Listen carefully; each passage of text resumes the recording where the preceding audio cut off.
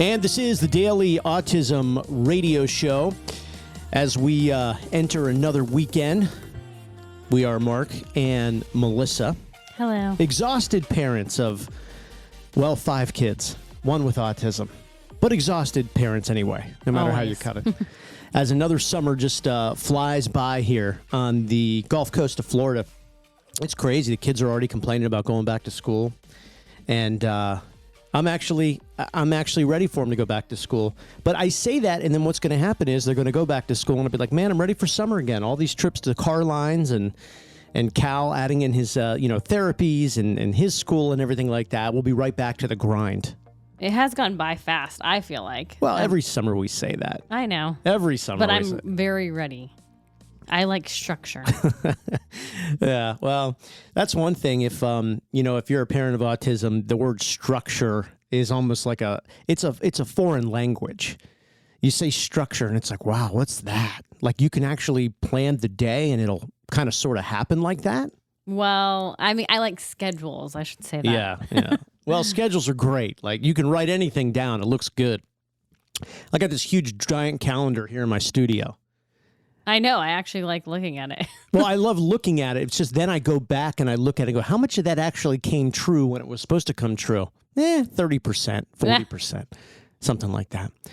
But that's, you kind of get used to adjusting to that when you have a child with autism, diagnosed with autism. You just, nothing really is, you can make a plan. But it doesn't always work out.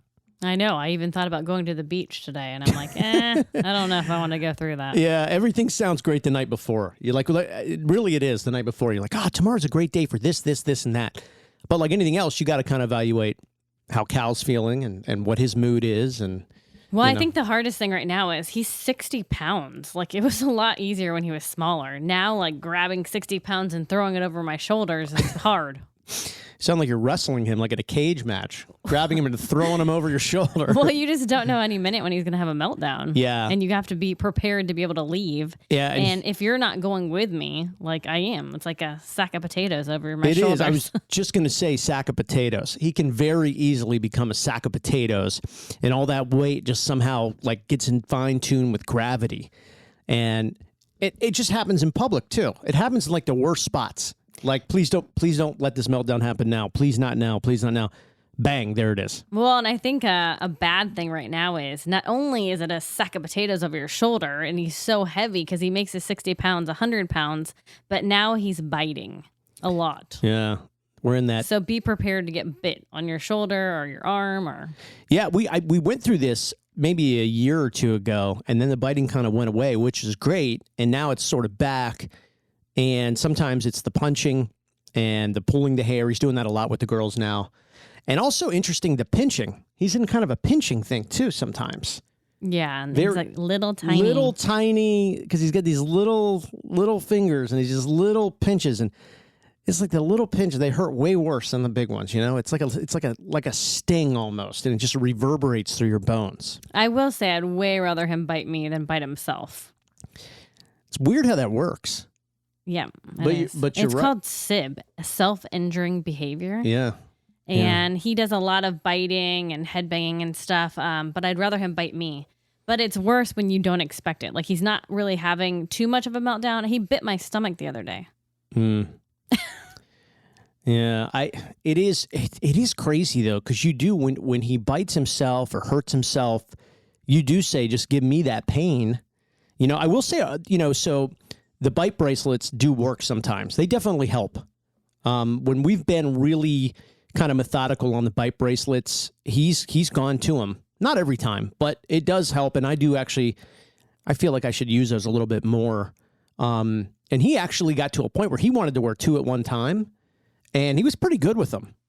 But it's like everything else. It's sort of a phase. It comes and goes. Yeah, and it's hard finding the exact one. I mean, he's almost 6, so he has big teeth. Like, he has big teeth coming in. They're strong. Yeah. It's not like little baby teeth, Yeah, that's, the autism kind of the journey, I guess. It's no matter what you're dealing with it, let's just say 2 or 3, add, 2 or 3 years to that. And all that's changed really is just the height and the weight and more muscle.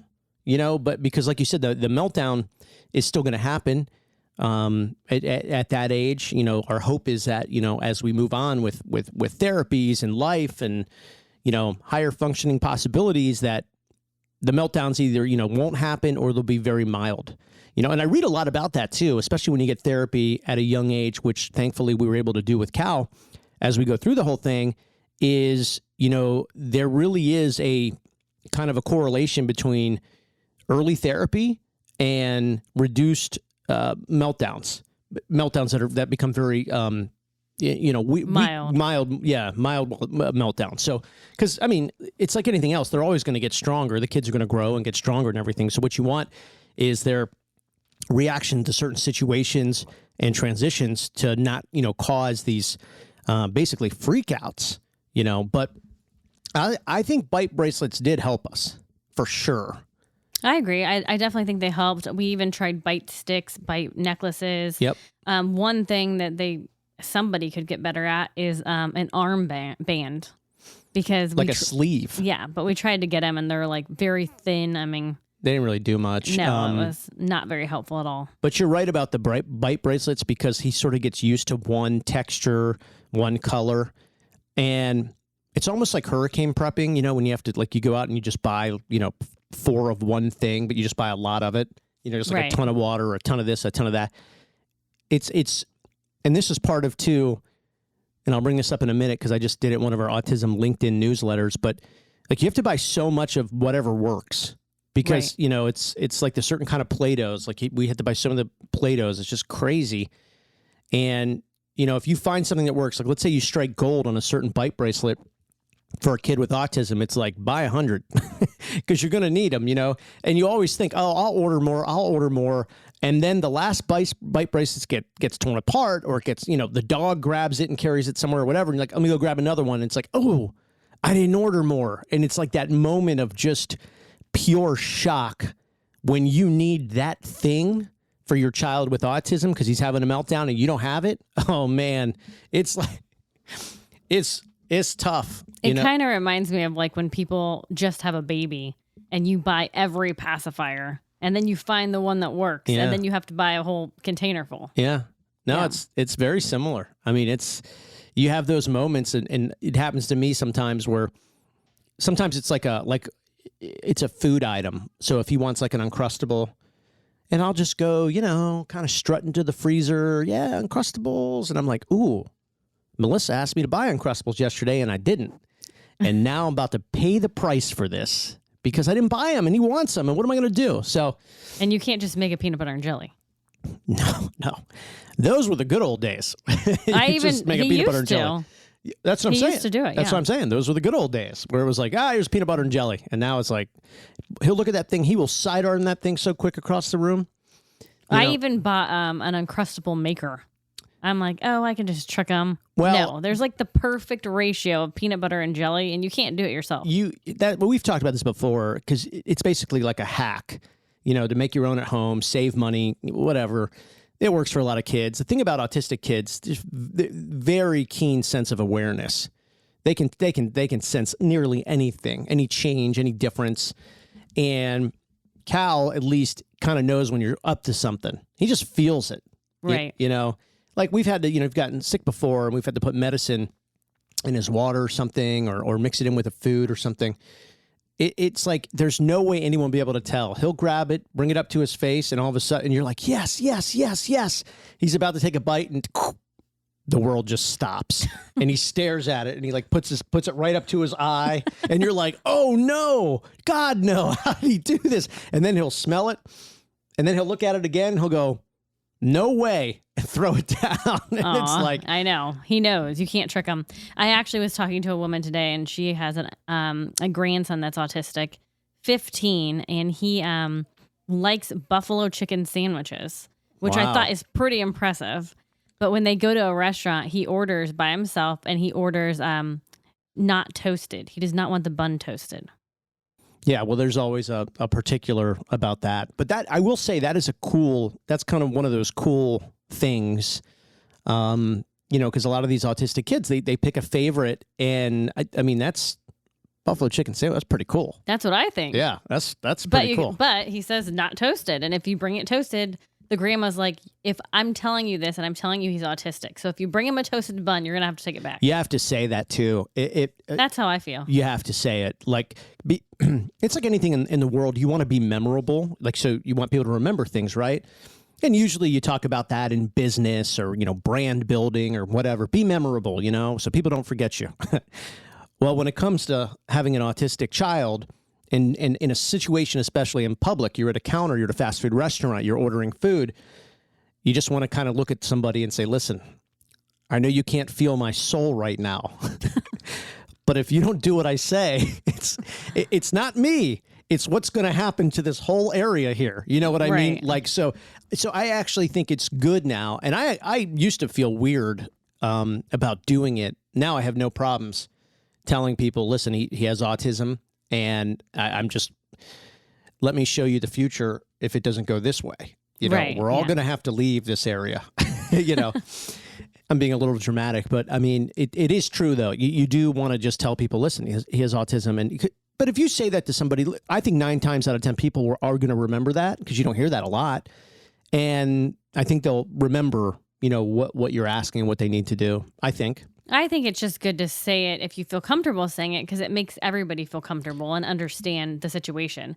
Cal does not understand social boundaries. Like, he will get in your face and get way too close to you, and then that's usually when I have to say it. Yeah. Because he's very social. On the flip side, he'll also totally ignore you. Yeah. And that's another kind of spot or moment where you have to explain. I mean, we've been to playgrounds before, and I've told people, like, hey, he's autistic, so he's not, purposely ignoring you. And again, 9 times out of 10, people, oh, it's all good, thanks. Because it's one or the other. Yeah, because usually when, you could tell he looks like a near 6-year-old. He's got the size, and so people know he's not 1 or 2. So when they talk to him, I think they expect, a kindergartner or a first grader to respond. Right. What they don't know is developmentally, he is more closer to, 2 or 3 or something. So you just want to let people know because it's, I always say, I would want to know, like if you're out there and you're with your kids and another kid comes by and you're like, hey buddy, and he, whatever, either comes up close to you and grabs your leg or totally ignores you.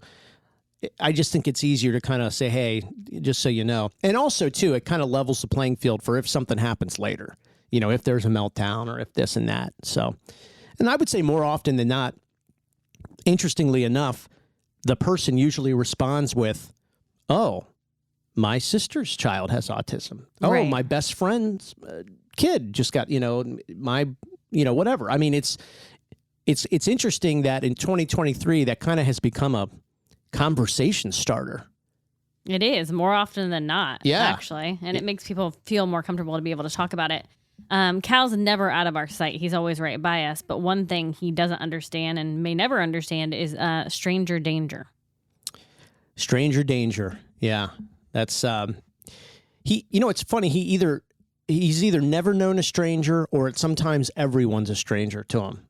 Yeah. And it goes back and you don't know. I mean, there are moments where I think if a stranger tried to go and talk to him or get him to go with it, good luck. He's just not going to do it. Like, he's not going to do it.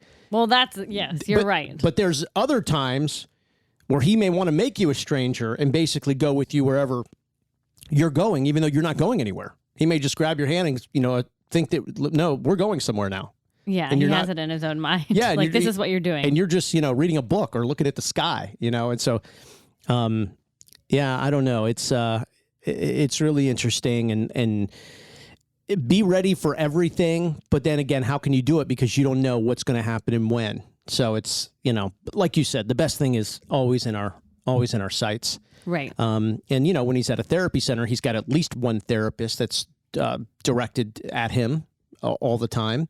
At school, he's got a therapist, a one-on-one that's working with him the whole time. So he really lives his life with somebody, and he likes that. I know that there are autistic kids that would prefer to just to be alone or somewhat isolated.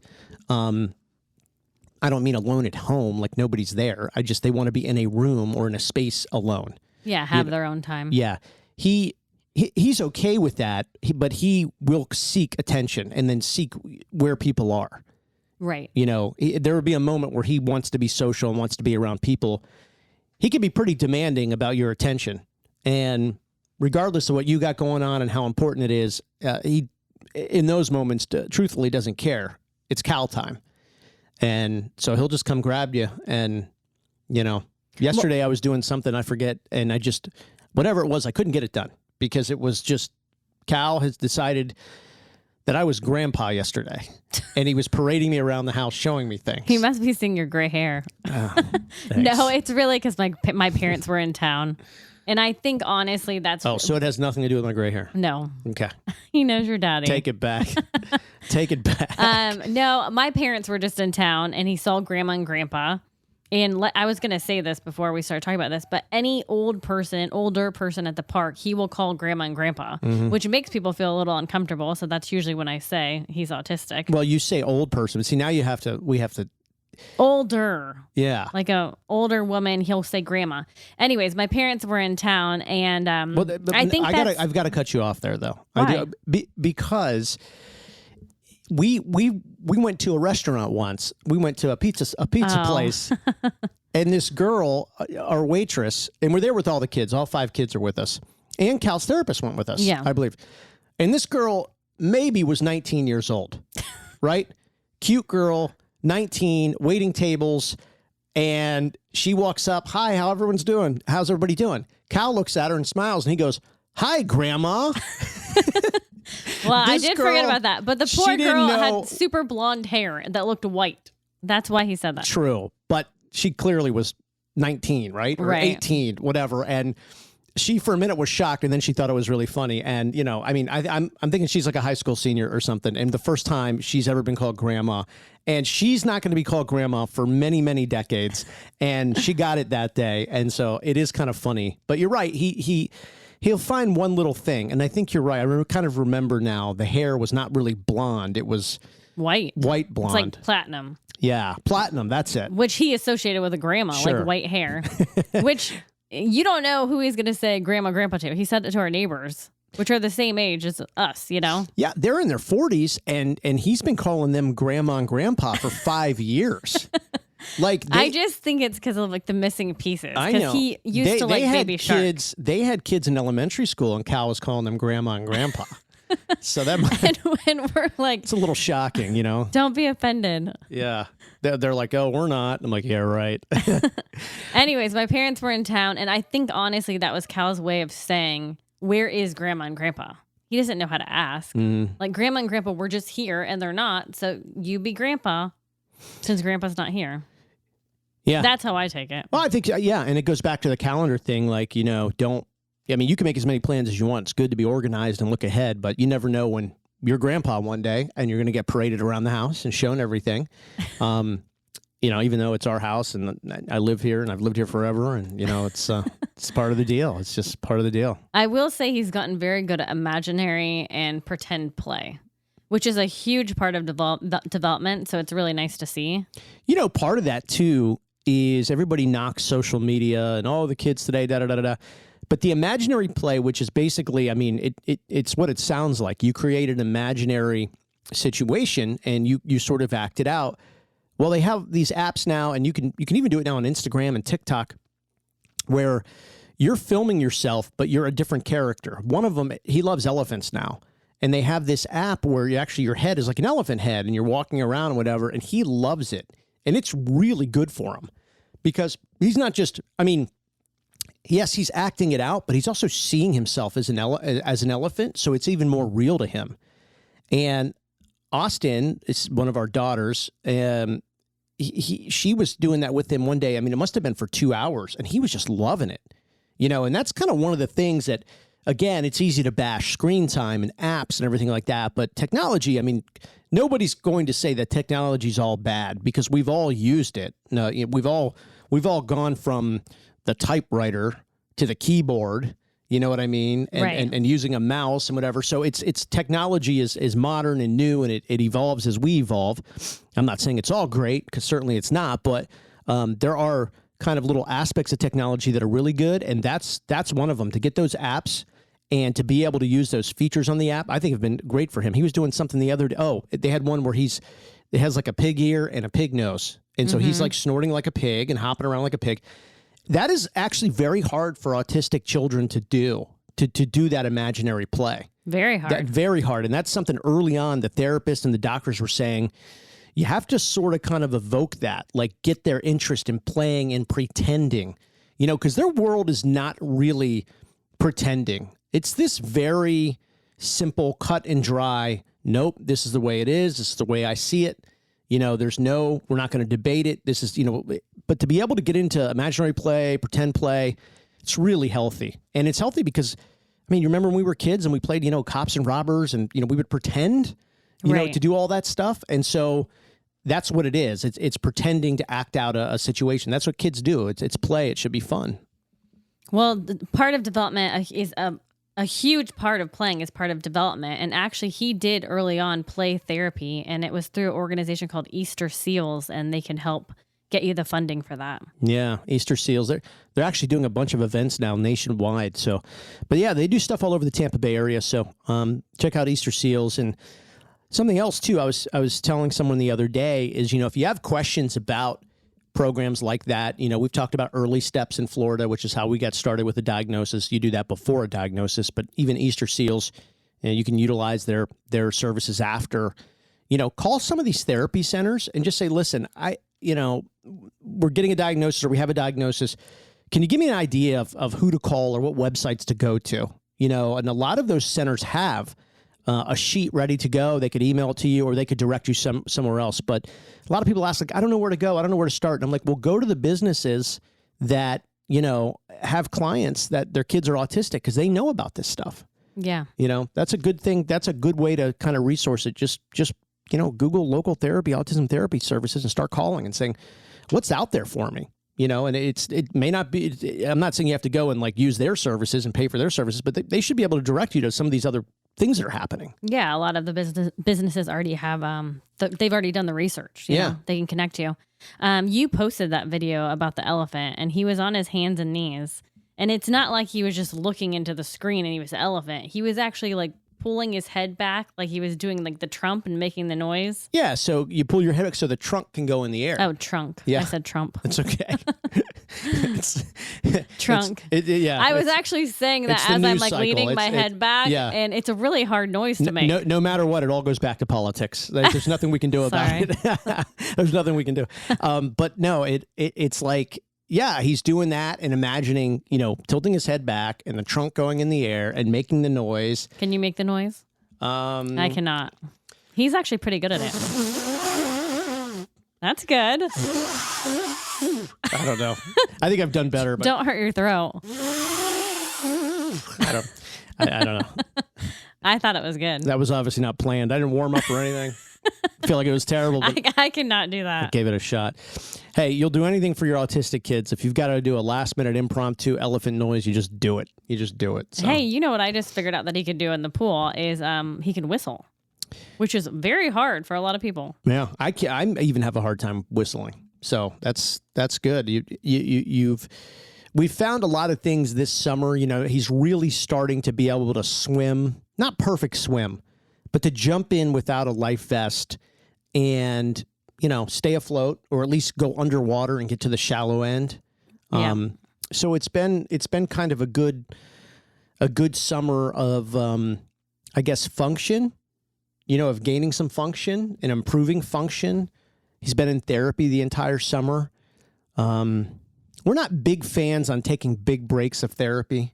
No. And every kid is different, right? So, it just may not be for everybody. But I think I'm a big fan of I think more than just specific therapy, just not wavering from something that is really working until we see that maybe it's not working anymore. But all of these different therapies he's getting, it's really keeping him motivated. And I think that was the big frustration for me early on was what's going to get him excited about the next day or even the next hour. Yeah. and he's really looking forward to his therapies every day, being with his therapist, doing all the different tasks that they're doing. He's very task motivated. So when he goes, they have him doing tasks, which he loves. If you give him a heads up, hey, in 10 minutes, we're going to start doing XYZ, he kind of programs that in his brain, and he realizes that, we're going to do XYZ starting in 10 minutes. Yeah, he likes a schedule, and he really only likes one day off. Yeah. He's ready to go back to the therapy center. Everyone always asks, like, where is he? What stage of autism? So Cal is in the middle.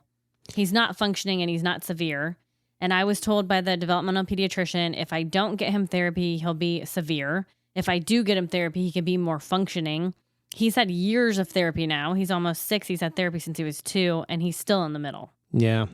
Well, and they said listen, in fairness, they said everything was a possibility.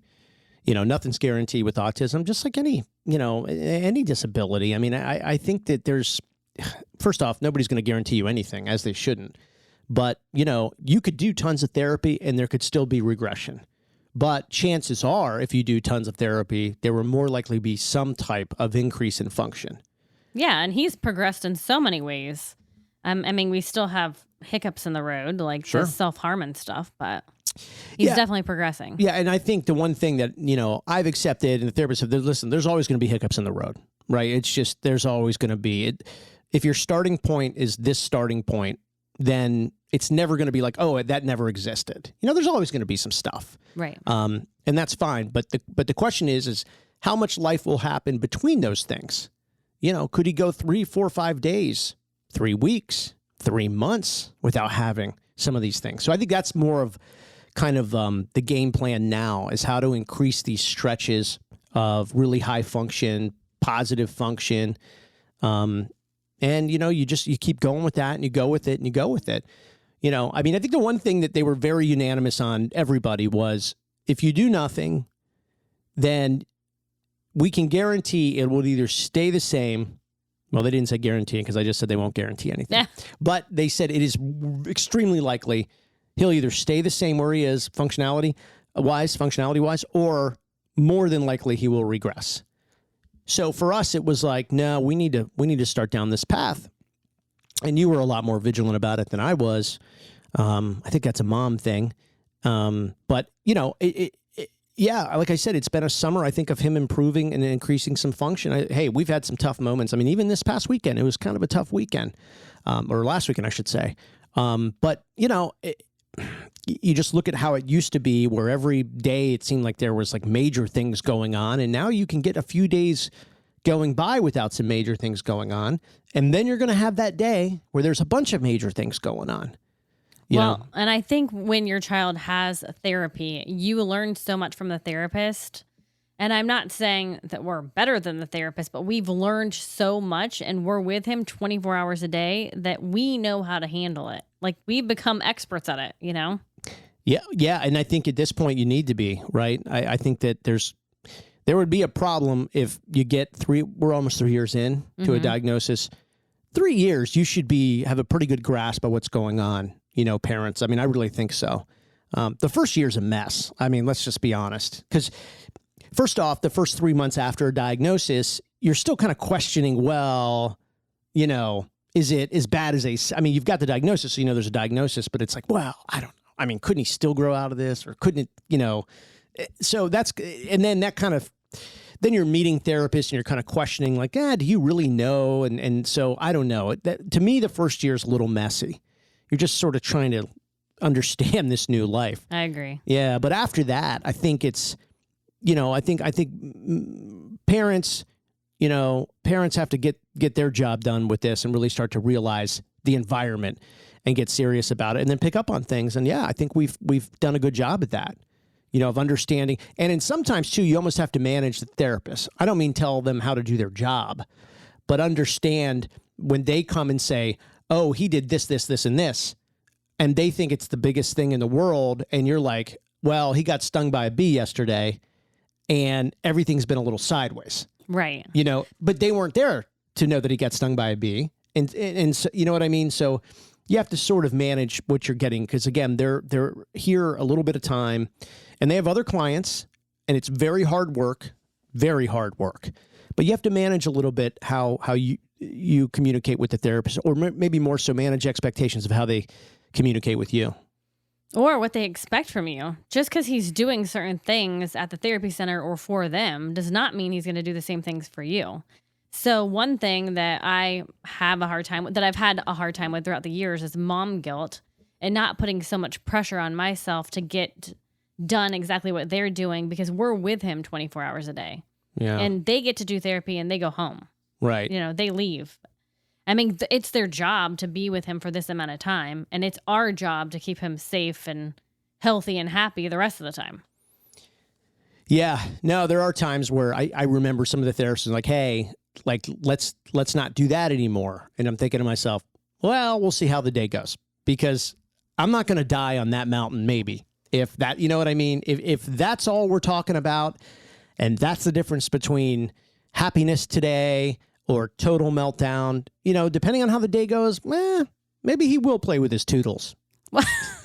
I was just thinking about Toodles. Yeah. I had a meltdown last week. You had a meltdown. Yes, yeah. I was having a bad day. This autism world can be very stressful on top of everyday life that you're dealing with. Plus, we have 4 other kids. I was having a bad day. Then the therapist tells me, I'm going to take the Toodles back to the clinic, and he can't have any more Toodles at home. These are paper Toodles that are cut out and laminated. You would have thought that this woman said, I'm pulling out gas and matches and I'm burning your house down. She told me ahead of time she's going to take the Toodles, and I'm like, she could not take the Toodles. Then we got home, and she's like, and I was like, hey, you can't take the Toodles today. And she's like, well, if I can't take the Toodles today, then you're going to have to bring them to the clinic, and they're going to have to stay there. And I'm like, I can't do it today. Well, she was here yesterday making Toodles with him, just so you know. I know. So, and I said she makes the best Toodles, because if somebody else draws it, it's not good enough. Oh, she makes the best Toodles. She should put on her resume, professional Toodle designer. She's very good. Yeah. Listen, coming up, I want to get to this story. I thought this was great. First off, I don't know how this got by us. I'm a little disappointed in ourselves, but a Tampa Bay Buccaneers celebrity, I don't think he would want to be called a celebrity, but he is, does a great interview, him and his wife, about their autistic son. I actually had no idea that he had an autistic son. So I do want to get to that coming up in a few minutes. Real quick, first, thank you to our title sponsor, warriormom.org.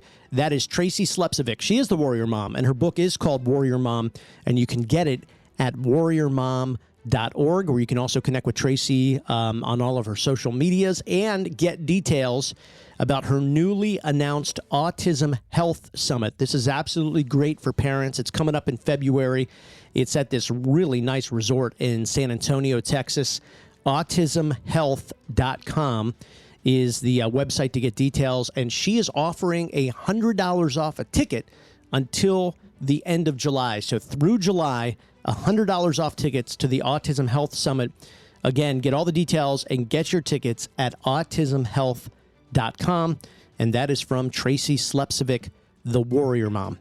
Also, Krabby Bill's on Indian Rocks Beach. We are thrilled to have them as one of our community partners. They do such a great job supporting the community that they serve. You know, the original Krabby Bill's has been there for over 40 years now. Over 40 years. It's a remarkable spot. I think we call this our second home, Krabby Bill's. Oh, yes. But it's absolutely phenomenal. The food, the drinks, the service, tropical paradise. And, you know, we always encourage special needs parents. You've got to get out. You've got to have a date night, or just have that night to relax. Don't talk about stress and challenges, because we know those are always there. But it's a great backdrop for peace and fun and relaxation. That is the original Krabby Bill's on Indian Rocks Beach. Also, My Salon Suite in Largo, Florida. Really thrilled to have them along for the ride, too, as our community partners. Great spot. We are highlighting one of their stylists. Her name is Kim Taylor. And you can message us to get all of Kim's information through dailyautism.com. But that is My Salon Suite in Largo. Proud to have their support for our dailyautism.com platform, and America's Autism Hotline, where you can get details on the products and services of autism here in the Tampa Bay area, and products and services that you can get nationwide. No clickbait, no algorithms, just one-on-one communication. 877 888-344-ATSM. More details on that too at dailyautism.com. And welcome back to the Daily Autism Radio Show. You can connect with us 24/7. We're online at dailyautism.com, whether it be our Facebook page, TikTok, Instagram. We have an autism hotline. We do a LinkedIn newsletter. Try to be everywhere. Just try to be everywhere. Everywhere. So you can email us there. We love making new connections with families across the Tampa Bay area, really nationwide, but we've got some great meaningful connections with families across the Tampa Bay area who are either going through a diagnosis or just got a diagnosis for their child or have been at this for quite a while. Dailyautism.com to connect with us. So I said before we took just a quick break, I wanted to talk about this celebrity from the Tampa Bay Buccaneers who came out with his family and really did a nice sit-down interview with the Tampa Bay Buccaneers, with their inside media, about the diagnosis of their son. Now, this is head coach Todd Bowles and his wife, Tanika. Now, everybody knows Todd Bowles. I mean, Todd Bowles takes the team to a Super Bowl. It's him and Brady, Tom Brady. They've teamed up. They've done the Super Bowl. And I really like Todd Bowles. I mean, I'm a big fan of Todd Bowles. I'm from the D.C. area. He actually played for the Washington Redskins. Back then, they were called the Washington Redskins. He was awesome. So I'm a big Todd Bowles fan. He's been around the NFL for, in his whole adult life. And he winds up becoming the head coach, obviously, of the Buccaneers. And I had no idea. This article's like a month and a half old. I had no idea. I don't know how I missed this. So I'm sort of disappointed in myself. But it's a great article. Speaking of our Facebook page, I posted it there. So again, you can link to that at dailyautism.com to our Facebook page and read this article from Todd and Tanika Bowles. They really go through, this is what I love about this article. They go through the whole thing, because it's kind of like, that's what you want to know, like the beginning. Like, when did you feel something? Or you know what I mean? Like when, and I think a lot of parents ask that because they are potentially feeling something, like, and that's okay, Yeah. They may not want to say, I think my kid might have autism, but they might say, hey, so what did you see or not see? And I think there's usually something behind that.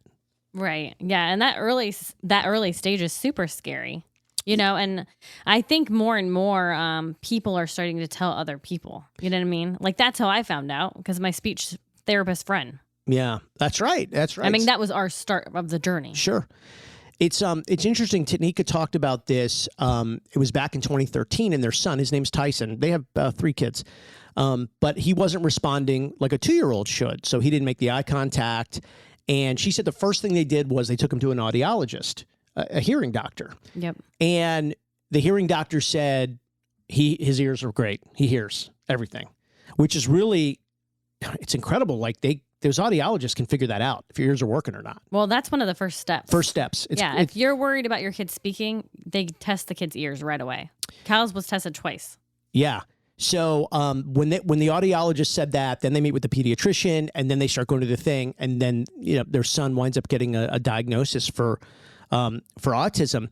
But she was really, really honest and authentic and vulnerable in this whole thing. She says she went through a depression where she kind of shut everybody, else out. And she talked about this vision. I'm actually reading it now that she had. She goes, I saw my son as a nonverbal 20-year-old that couldn't function. And she said, I just couldn't get out of that darkness, couldn't get out of that kind of depression. And so it's just, everybody's got a different story of how it all, started. But we all sort of had the same feelings. You for some reason just grabbed like the first thing that's like the worst thing, like she saw him at 20, not talking, no function, and what's that going to look like in the world? And I've done that too. I think you've done that too. We've had those worries of like, you're just going to kind of have this being that doesn't do anything or doesn't know anything. And it can scare you. It can really scare you. It can scare you, and it could make you depressed. I mean, there's days now where I think at times we feel isolated because we don't go to parties and we don't go out to eat as often, and we don't, you know what I mean? Yeah. Do social gatherings. So they went on, the Bowles, to to take him to he started out at this school. There was a teacher there who really, was close to him and he connected with. And so they go on from there.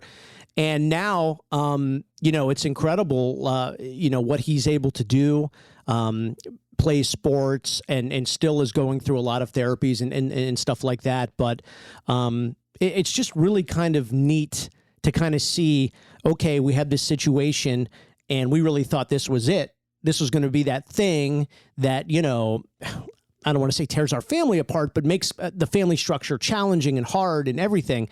And they've been able to get through it, done a lot of research. She really, Tanika said something really good at the end of this article.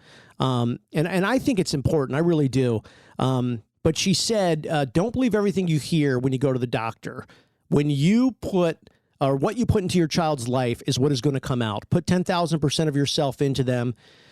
This is not a burden. It's a blessing. This is going to change you for the better. And I really thought that was good because, you can walk out of a doctor's office and go, geez, this isn't looking good. Is every day going to be kind of a gray, cloudy day? But it doesn't have to be that way. Well, and I think for a doctor to say, like they've said to people before, like he's never going to speak, he's never going to ride a bike, he's never going to do this. You know what I mean? Not us personally, but the doctors do say that to people, and I think that's an awful thing to say. Yeah, we've talked before how so many, especially pediatricians, they're just not aware of autism. There's not a lot that they understand about it. The pediatricians specifically. Todd Bowles said at the end of the article, I thought it was great. Stay with your child because your child is going to get to know you and you're going to get to know them. And I think that's very impactful because I really believe the fear inside of a parent is, if one day I'm not here, will they even know I'm gone? I think that weighs on people. I really do. Even if they haven't articulated it. And I know I felt it. I think that's on people's minds, Well, I think the child is going to know who's around them. They might know who's around them, but I think the fear is that will they even know that the other person is gone? Because earlier in the diagnosis, like you said, sometimes it's like you don't know what they're paying attention to, what they're not paying attention to, what they're really soaking in. So I really agree with what he says.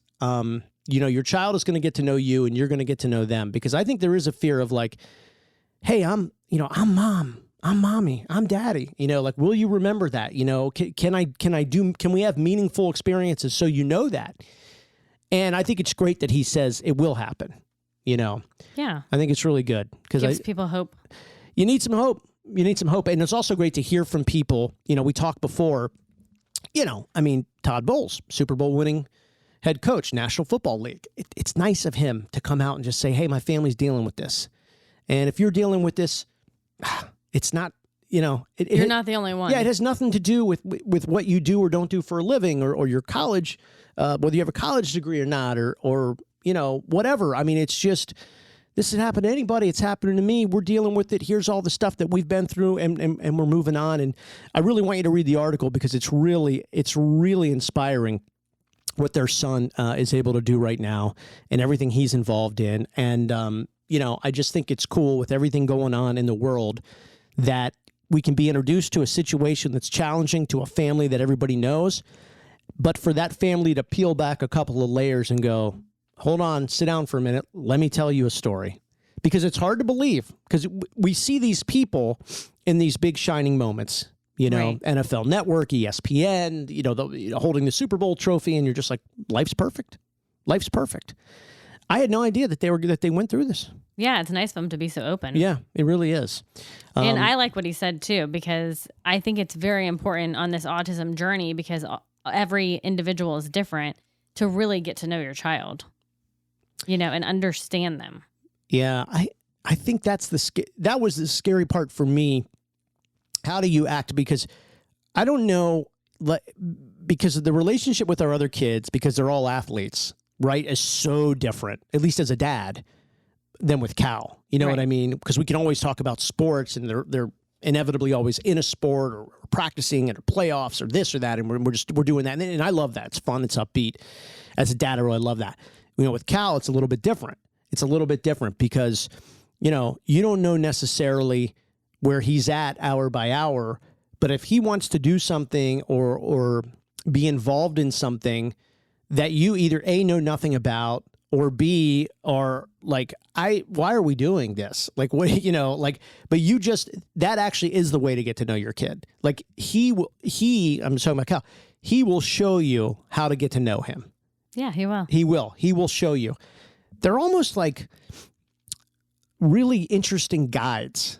They'll sort of guide you, Yeah, actually, he did it to my dad, and my parents only come once or twice a year because they live in a different state, but they're getting to know him now that he's getting older. And he came to my dad and he grabbed his hand and he said, "Come here, Grandpa. Yeah. Be a gorilla."